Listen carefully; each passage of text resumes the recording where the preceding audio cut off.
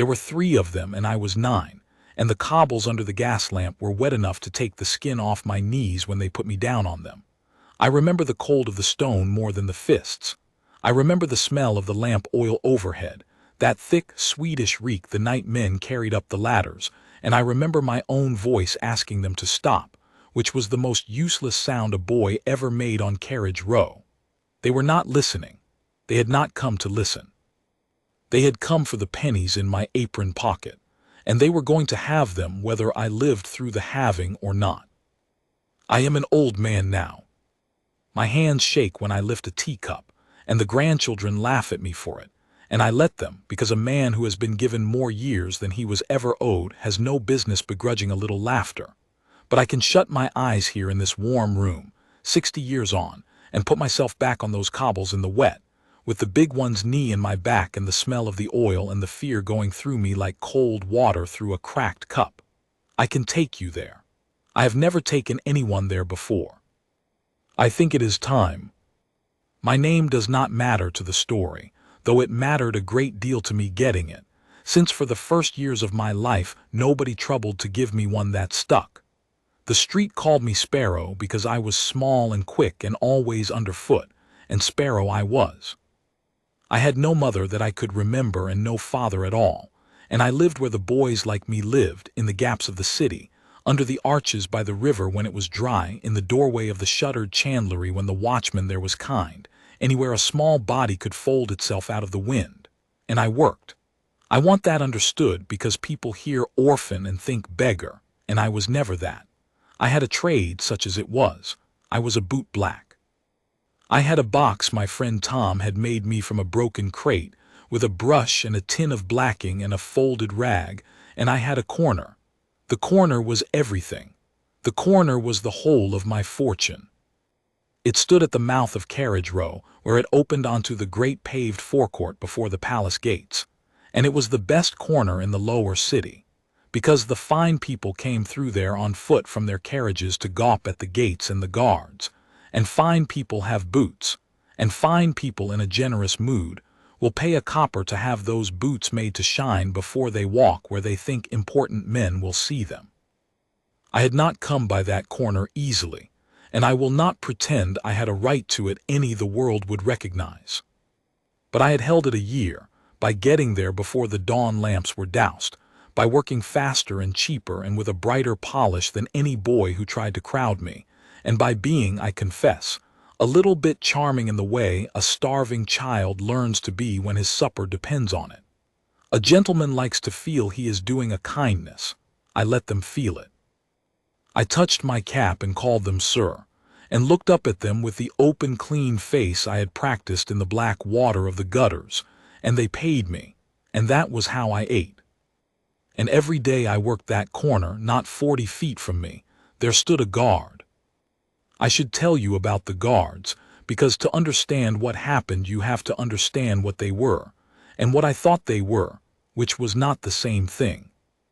The palace gates were kept by the sentries of the King's Foot, and they stood in a manner I had never seen any other man stand.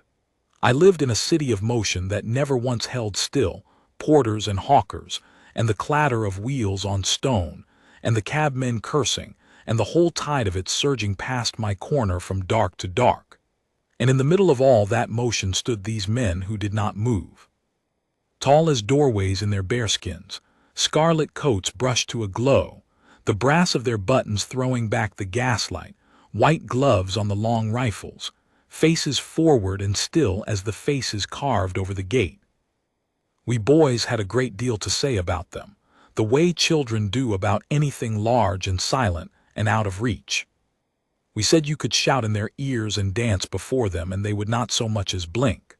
The older boys dared the younger ones to make them laugh, and the younger ones tried, capering and pulling faces, and the sentries gave them nothing, not a flicker, and the boys went off saying the guards were stuffed, that there were no real men inside the coats at all, only frames of wood and straw dressed up to frighten the people who came to look. I half believed it myself. I had stood close to one once, close enough to see the steam of his breath in the winter cold, and even then a part of me thought it a trick of the light, that a thing so still could not be a man like other men, with a heart going inside him and thoughts going behind his eyes. I was wrong about that, as you will see. I was wrong about it in the way that mattered most. The one whose corner I shared, I thought of it that way, you understand, his corner and mine, 2 posts at the same crossing, was a young man, though to a child of 9 every grown man is old. Looking back with the eyes I have now, I think he cannot have been more than 25. He had a long, plain, serious face and pale gray eyes, and a way of standing that even among those still men was somehow the stillest, as though the others were holding themselves still by an act of will, and he had simply forgotten how to be anything else. The other sentries changed about. The guard was relieved and marched off, and a new man took the post, and over a year I came to know most of their faces. But this one I saw oftenest, and him I watched, the way a lonely child watches anything that stays. He never spoke to me. Of course he never spoke to me. They were not permitted to speak on post, and even had they been, what would a king's sentry have to say to a black-fingered sparrow of a boy with a broken box? But I will tell you a thing I never told a living soul until I was grown, and it is the thing the whole of my life turns upon. I believed he saw me.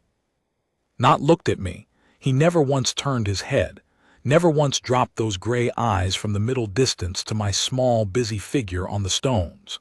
But I believed, with the fierce private certainty of a child who has nobody, that behind the stillness he knew I was there. That he marked when I came in the dark before the lamps were out and when I left in the dark after. That somewhere behind the carved face he was, in some way I could not have named, keeping me. It was a foolish thing to believe. I had no scrap of evidence for it, and it was the truest thing I ever believed, and the most important, and I will tell you exactly how I came to know I had been right. It was the toughs that taught me. There is no learning a child remembers like the kind that comes with a knee in his back. They were older boys of the river gangs, 3 of them, and they had decided that my corner, my whole fortune, my year's holding, was theirs to take. I had seen them watching me for 2 days, the way the gulls watch a man with bread, sidling closer and falling back, taking my measure. I knew what was coming. There is no use pretending I did not.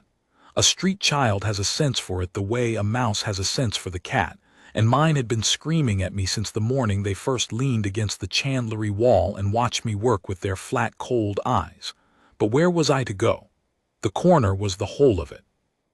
Lose the corner and I lost the gentlemen and the coppers and the supper, and I would be back under the river arches with nothing but my box, and a boy with nothing but his box does not last the winter. So I stayed.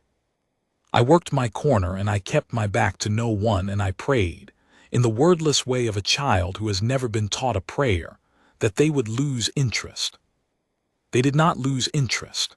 They came at the dead end of the day, in that blue hour when the gentlefolk had all gone in to their dinners, and the forecourt had emptied, and the lamplighters were going up their ladders one by one, walking little pools of gold-up carriage row out of the dusk. I had a good day's takings in my apron, a whole day's coppers, more than usual, enough for bread and a corner of cheese, and even, I had been dreaming all afternoon, a hot pie from the stall by the bridge, the kind I smelled every evening and had eaten perhaps 4 times in my life. I was thinking of that pie when their shadows fell across my box. "That's a heavy apron, Sparrow," the big one said. They called him Reuben, though I doubt it was his name any more than Sparrow was mine. He was perhaps 15, broad in the shoulder already, with a chipped front tooth and a way of smiling that had nothing of friendliness in it. "You've been busy. Hand it over and we'll let you keep the box." I did the foolish, brave thing a cornered child does. I grabbed up my box and I ran. I did not get far. I never had a hope of getting far. They were bigger and faster, and there were 3 of them, and they ran me down before I had cleared the mouth of the row, in the open of the forecourt itself, on the wet paving under the second lamp. The smallest of the 3 got a fistful of my collar and swung me round, and I went down hard, and my box went skittering away across the stones, the tin of blacking rolling out of it and away into the dark, And that God forgive the strangeness of a child's heart, that was the thing that made me cry. Not the fear, the blacking. A penny tin of blacking I could not afford to lose, rolling away under the lamp, and me on my knees on the cold stone, with 3 boys standing over me, and my whole day's coppers about to be torn out of my apron. "Stupid little gull," Reuben said, almost kindly, and put his knee in the small of my back to hold me down while the others went through my pockets. "Should have just give it to us. Now you've gone and made us cross." I want to be careful telling this because I am an old man and the temptation is to make it worse than it was, to dress it in the colors of a nightmare. I will not do that. It was bad enough as it was. I was a small child, alone, face down on the wet stones of the great forecourt in the falling dark, while 3 older boys pinned me there and emptied my pockets and cuffed me about the head to keep me still. The coppers came out of my apron in a chiming rush. A whole day. And when they had it all, the big one, and this is the part that has no reason in it, the cruelty that is its own reason, did not get up and go. He had what he came for. But he stayed with his knee in my back, and he leaned close to my ear and said, "Now we'll teach you not to hold a corner that isn't yours." And I felt him draw back his fist. I shut my eyes. I had learned already, young as I was, that there are moments you cannot get out of, that all your quickness and all your charm and all your prayers come to nothing against, and you can only go small and still inside yourself and wait for them to be over. I went small. I waited. I heard the lamp hissing overhead and the far-off clop of a cab somewhere up the row and my own breath shaking in my chest, and I waited for the blow. It did not come. What came instead was a sound I had heard 10,000 times and never once thought to be afraid of, never once thought of as anything but the furniture of my days, the hard, ringing, deliberate stamp of a soldier's boot on stone. One stamp, then another, slow, heavy, closer. The sound a sentry makes when he comes off his post and turns and marches. Except sentries did not come off their posts. Sentries never came off their posts. It was the first thing every street child knew, that the guard at the gate was fixed there like the gate itself, and would not move though the heavens fell. The knee came off my back. I twisted round on the stones, gulping air, and I looked up, and the world had changed shape. The big one, Reuben, was no longer leaning over me. He had straightened and stepped back a pace, and his cruel, kindly smile had gone somewhere I could not see. The other 2 had gone still as I had never seen street boys go still, and the reason they had gone still was walking toward us out of the dusk, unhurried, enormous, scarlet against the deepening blue, the gaslight running gold along his brass and his bayonet and the wet curve of his bearskin, the sentry. My sentry. The one with the gray eyes and the long, serious face, the one I had told myself, with no evidence at all, kept me. He had left his post. I cannot make you feel what that was, unless you grew up where I grew up. It was as though one of the stone lions over the gate had stepped down off its plinth and walked. It was a thing that did not happen. It was a thing that could not happen, that I had been told from my first days on the street could not happen. And it was happening. The great stamping, deliberate boots of it coming straight across the open forecourt, toward 3 boys and a heap of stolen coppers, and a black-fingered sparrow on his knees in the wet. He stopped perhaps 6 feet from us. He did not run. He did not shout. He brought his second boot up level with the first with that same hard ring, and he stood, but it was not the standing of the post. On the post his stillness had been a kind of absence, a man emptied out into duty. This was the opposite of that. This was a stillness so full it pressed on the air. He had his rifle at his side, the bayonet a long pale gleam in the lamplight, and he did not raise it, did not so much as shift his grip on it, because he did not need to. He looked at the 3 boys with those pale gray eyes, one after another slowly, the way I imagine a man looks at a sum he is checking, and the boys felt the weight of it and could not hold it, and one by one their eyes went down to the stones. He never said a word. People who tell this kind of story always want the soldier to say a word. They want a line that rings, something to carry away and repeat. He gave none. He stood there, vast and scarlet and silent, and he looked at the three boys who had a child on the ground, and the silence did all the work that 100 shouted words could not have done. It said, I see this. It said, I have come down off my post, off the post I do not come down from, off the post I would not come down from for the king himself, and I have come down for this. It said to those 3 river boys with their flat, cold eyes that had measured me for 2 days and found me weak enough to take, you have made a mistake. You thought no one was watching the sparrow. Someone was always watching the sparrow. Reuben tried once to be what he had been a minute before. He was the biggest, and he had a name to keep among his own, and he could not just turn and run from a man who had not even raised his weapon. He lifted his chin and he said, in a voice that came out higher than he meant it to, we weren't doing nothing, just messing about. He's a mate of ours. And the sentry looked at him. I have in 60 years been looked at by judges and by colonels and by men of great power who wanted very much for me to be afraid of them, and I have never again in all my life seen a look like the one that young guardsman gave Reuben on the wet stones of that forecourt. There was no anger in it. That was the terrible thing, the thing that broke the boy where anger never could have. There was no rage, no threat, nothing a boy could push back against and feel brave for pushing. There was only a long, level, gray-eyed seeing, a complete and silent understanding of exactly what Reuben was and exactly what he had been doing. And under that seeing the big boy's chin came down, and his shoulders came down, and the lie died in his mouth half-spoken. Then the sentry moved his eyes, just his eyes, not his head, to the coppers scattered and clutched in the smallest boy's fist. Nobody had told these boys the rules of a king's sentry, but they knew them in their bones the way I did, and they knew that a man who had broken the great rule, the rule that he does not leave his post, had broken it for a reason that would not bear looking into too long, and that whatever happened next, it would not go well for 3 river boys caught standing over a robbed child in the open shadow of the palace gates with the watch surely on its way. The smallest boy's nerve went first. He opened his hand. The coppers fell ringing onto the stones, my coppers, my whole day, and he was gone, bolting into the dark of the row before the last of them had stopped rolling. The second went after him a heartbeat later.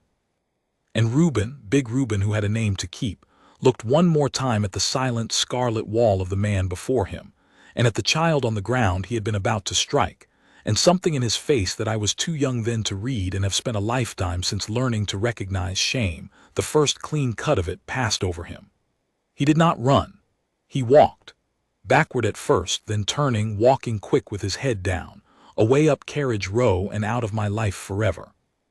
And then it was only the 2 of us, the sentry and the sparrow, on the empty stones under the hissing lamp. He looked down at me. I have tried all my life to describe his face in that moment, and I have never managed it, because it was a face that did 2 opposite things at once. It was still the carved, still face of the post. He had not let it go soft. He had not crumpled into the kind of pity that would have shamed me. But behind it, in the gray eyes looking down at me, there was something I had never been given by any grown person in the whole of my life until that moment. There was care. Plain, level, unsentimental care. The look of a man taking the measure of a hurt and finding it not mortal and being, in his quiet way, glad. He did not pick me up. I understand now why he did not, though it stung a little then. He was a king's sentry off his post in the open street, and there were lines even his great mercy would not cross, lines that protected us both. But he looked down at me on the cold stones, and he gave me, once, the smallest motion of his head. A nod down and up. Up at me I have always thought, though I had nothing then and have nothing now to prove it. A soldier's nod, the kind one fighting man gives another across a field, the kind that says, "You held. You're standing. Carry on." And then he bent just at the knees, his back straight as the gate, his rifle never leaving the line of his body, and with one white-gloved hand he gathered up, from the wet stones beside my knee, the little tin of blacking that had rolled away into the dark, that had made me cry when nothing else could, and he set it down on the lid of my broken box, square in the middle. gentle as setting down a thing of great worth. Then he stood. He brought himself up to his full towering height, scarlet and brass and bearskin against the blue, and he turned, and with the same hard, ringing, deliberate tread, he marched back across the empty forecourt to his post by the great gates and faced front and went still, and became again the thing the whole street believed him to be, a man of wood and straw, a frame in a coat, a soldier who would not move though the heavens fell. But I knew better now. I would always know better.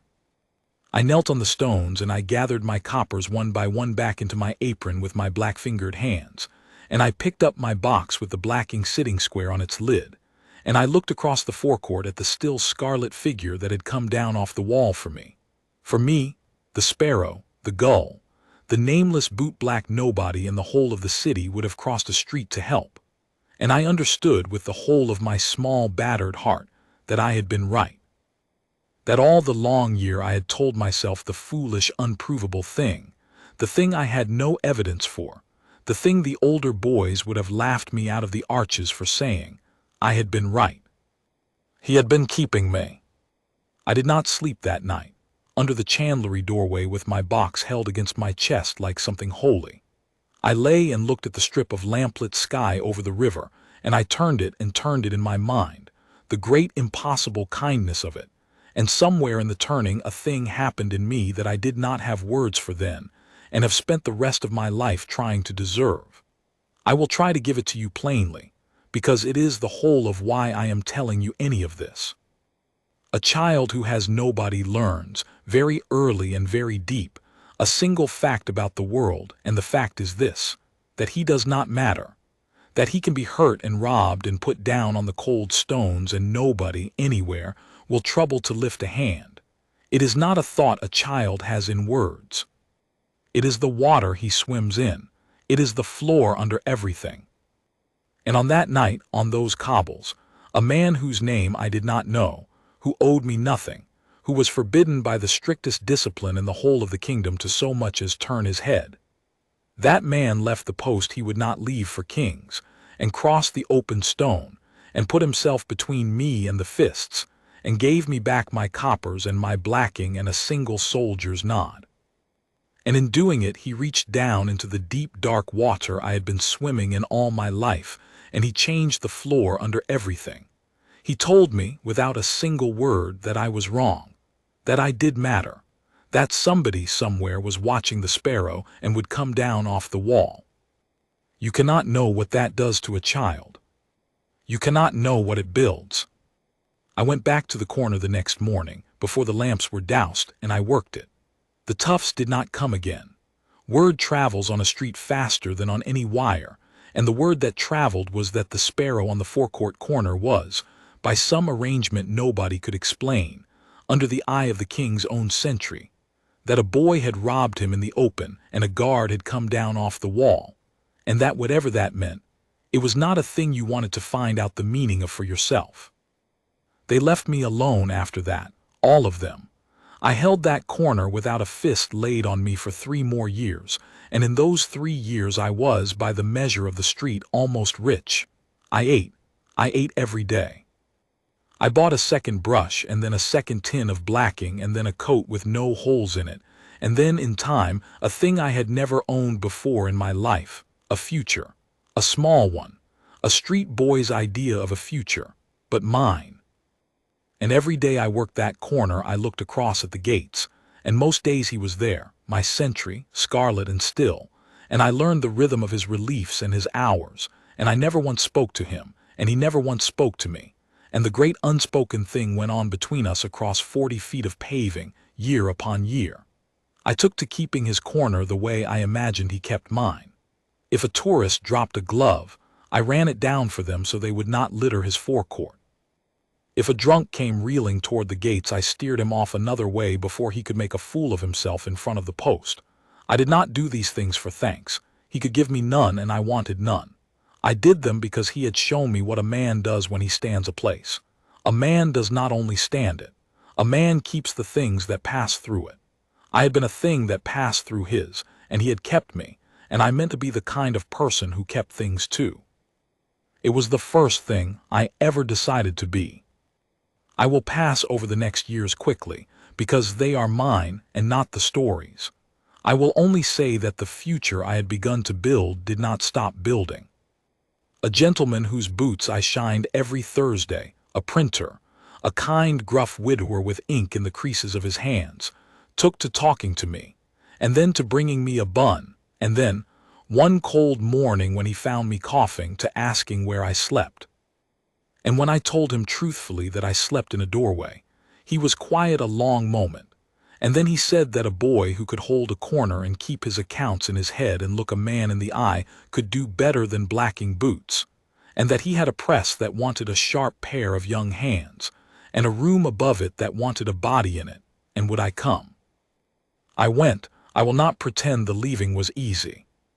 On my last morning on the corner, I stood in the cold before the lamps were doused, my box under my arm one final time, and I looked across the forecourt at the gates, and he was there. My sentry, older now as I was older. There was gray at his temple under the bearskin, and the long, serious face had lines in it the years had drawn. He stood his post, faced front, still as the stone, and I did a thing I had never dared in all the years. I walked across the open forecourt, a free thing to do, anyone could cross it, but it had always felt to me like crossing a chancel, and I stood before him, not too close, the respectful distance, and I took off my cap. "I'm going, sir," I said, my voice shook. I was perhaps 12. "I'm to work a press up the city. A room of my own and everything." He could not answer me. I knew that. I had always known that. "I never said anything," I went on, "all this time because I knew you couldn't, but I know what you did that night with the boys." I had to stop and get my breath. "I've thought about it every day since, every day, and I wanted you to know before I went that it took. What you did, it took. I'm going to be somebody, sir. I'm going to be the kind of man you'd have come down off the wall for." He did not move. Of course he did not move. His eyes stayed front, level gray, fixed on the far middle distance over my head as they had been fixed every day of my childhood. And I had said my piece, and there was nothing more, and I was turning to go, my eyes hot, when it happened. He blinked. That is all. He blinked once, slow and deliberate, and a single tear, just one, came loose from the corner of his eye and ran down that long carved still face into the strap of his bearskin, and he let it. He did not wipe it. He could not on post, and I think now he would not have if he could. He let me see it. The one thing a king's sentry is never to give, the proof that there is a man inside the coat, a heart going, thoughts going behind the eyes. He gave it to me on purpose, with his last chance, the way he had given me the nod and the blacking 3 years before. It was his answer. It was the only answer he could make, and it was enough to last me a life. I see it now. I will see it the moment I close my eyes for the last time. One tear, on a face that would not move though the heavens fell, given to a sparrow on the morning the sparrow flew. I put my cap back on, and I made him the best bow my untaught body could make, and I crossed the forecourt and went up into the city and into the life that has carried me. Against every odd a street child is dealt, all the way down to this warm room and these shaking hands and the grandchildren who laugh at me, and I did not see him again for 40 years. The printer was a hard, fair master, and a kinder father to me than the one I never had. I learned the press. I learned to read, which I had never properly done, the letters coming together for me over candle ends late into the night until the words ran like water. I learned figures, and then ledgers, and then the whole quiet machinery by which a man who has nothing but his own steadiness can build, year on patient year, a place in the world. When the old printer died, he left me the press, there being no one else, and I made of it more than he ever did, and in time I had a press of my own, and then 3, and a name on a brass plate over a door, and men who called me sir, and a wife I did not deserve and got anyway, and children, and now their children. I have been by any measure the boy on the cobbles could have dreamed, a fortunate man, a made man, a man who matters.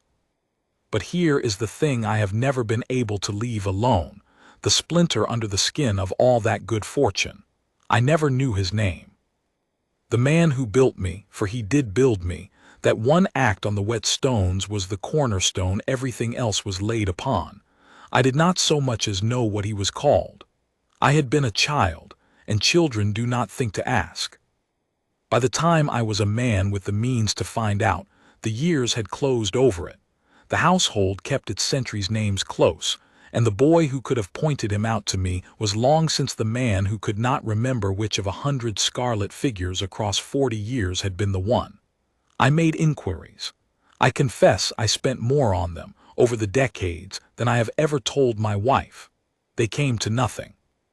He had become to the world exactly what the street believed all of them to be, a man without a face, a frame in a coat, anonymous in his discipline. The very stillness that had made him magnificent had swallowed him. And then, 2 winters ago, I found him. I had given money for years to a soldier's home on the river, a quiet, decent place where the old men of the king's service go when there is no one else to keep them, which there so often is not, the service using a man up and the man having given his family to it and having none left. I gave because of him. I never told the trustees why.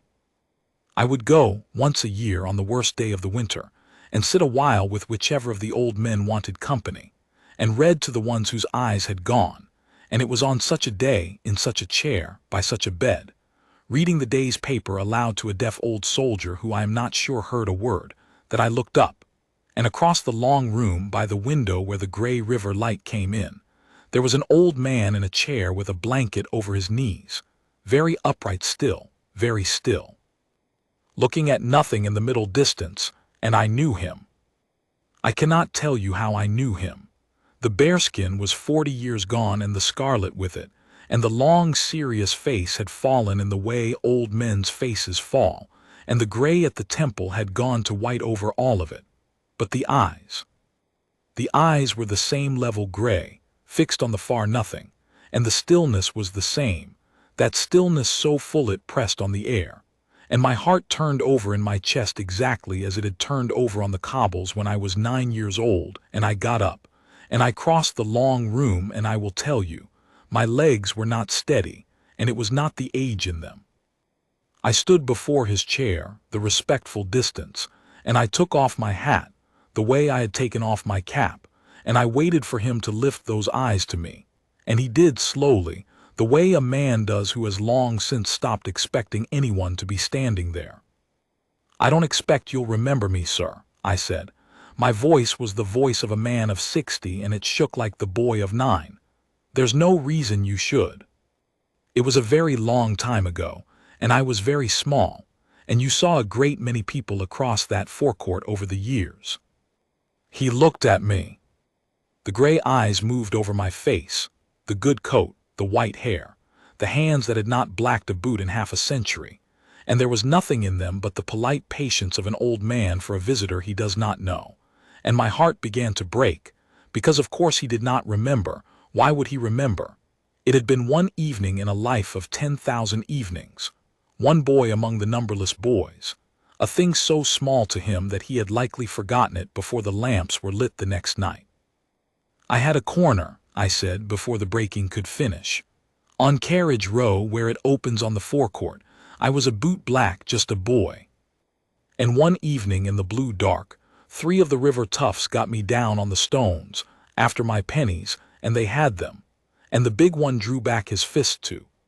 I stopped because his hand had come up from the blanket.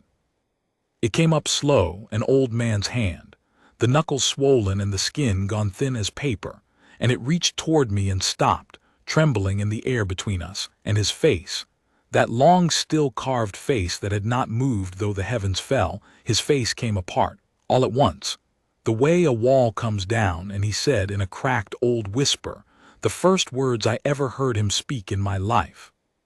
"The sparrow." I do not know which of us reached the other first. I'm not ashamed to say I went down on my knees by his chair the way I had gone down on the cobbles, and I took that trembling paper hand in both of mine, the hand that had set the blacking square on my box, and I held it, and we wept, the 2 of us, the made man and the forgotten soldier, in the gray river light by the window of the home, and the deaf old men around us paid us no mind at all. "You came down off the wall," I said when I could. "For me. They told us you couldn't, they told us you'd never, and you came down off the wall." "I'd watched you a year," he said. His voice was a thread, but it strengthened the longer he used it, as though it had only wanted using.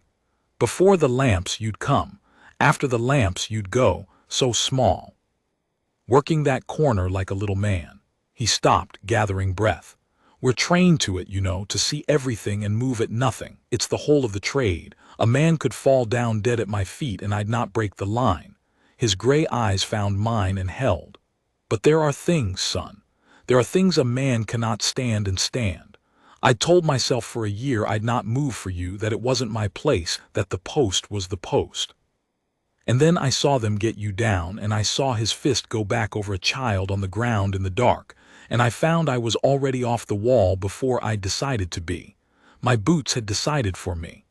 A ghost of something crossed the old ruin of his face, the nearest thing to a smile. I'd have answered for it. I was ready to answer for it. The sergeant he saw the whole of it from the gate, and he never logged it, never said a word. Just let me come back and face front, and that was the end of it, and I never knew till this moment whether it had been worth the breaking of the rule I'd kept the whole of my life." The thread of his voice caught. "And here you are, in a coat like that, with a hand like that that's held a thing or two. Here you are." "It was worth it," I said. I could barely get the words out. "Sir, I have spent 40 years becoming a man. You'd think it was worth it. I built a whole life on that one night. Everything I am, you started it on those stones with a nod and a tin of blacking. I never told a living soul. I'm telling you now, it took. What you did, it took." He closed his eyes a long moment. When he opened them, the level gray was wet and clear. "We never know," he said. "That's the heart of it, son. A man stands his post his whole life, does the small right things, holds the line, comes down off the wall the once or twice it's given him to, and he never knows. He goes to a place like this and he sits by a window and he thinks, did any of it land? Did one stone of it hold? You go out of the world not knowing." His swollen old hand tightened on mine with what little strength was left in it. "And then sometimes, once in 1,000 lives, once the sparrow comes back grown in a fine coat to tell you it held. I went to see him every week after that, until the spring when he died, very still, very upright to the last, in the chair by the window in the gray light. I was with him at the end. I held the paper hand. He had no family in the world. The service had been his family and had used him up and let him go anonymous, as it does. And so the arrangements fell to me, and I made them as fine as a grateful man's money could make them. And I learned at last from the parish book, the name I had wanted for 50 years. I will not give it to you here. It was a plain name, an ordinary man's name, and I have kept it private as he kept his stillness. And I have had it carved on a stone in a good green place by the river, and under it, where another man might have put a rank or a regiment or the years of a life, I had them carve 4 words. He came down once. That is all the stone says. The men who cut it asked me what it meant, and I told them it was between him and a sparrow, and they did not understand, and that was all right, because it was never meant for them. I am an old man now, and my hands shake and the grandchildren laugh, and I let them. I have been given more years than I was ever owed, and a great deal more besides. A name, a place, a family, a life that matters. And I know to the penny what the down payment on all of it was, and who made it on a wet cobbled forecourt in the blue dark, 60 years gone, when he came down off the wall for a boy who did not matter to anyone in the world but him. So I will tell you the thing I have learned, the only thing worth carrying out of a long life, and then I will let you go. You do not always know who is watching the sparrow. The man at the gate who will not turn his head, the still one, the one the whole street swears is wood and straw and no man at all. You do not know what he sees, or what he is keeping, or what one small right thing he might do, against every rule he has held his whole life long when the moment finds him. And you do not know, you cannot know, you go out of the world not knowing what that one small thing might build. A whole life sometimes, a whole man. So do the small right thing. Come down off the wall when the moment finds you. You will likely never learn whether it held. But once in 1,000 lives, the sparrow comes back to tell you that it did. And there is nothing else in all the world worth more than that.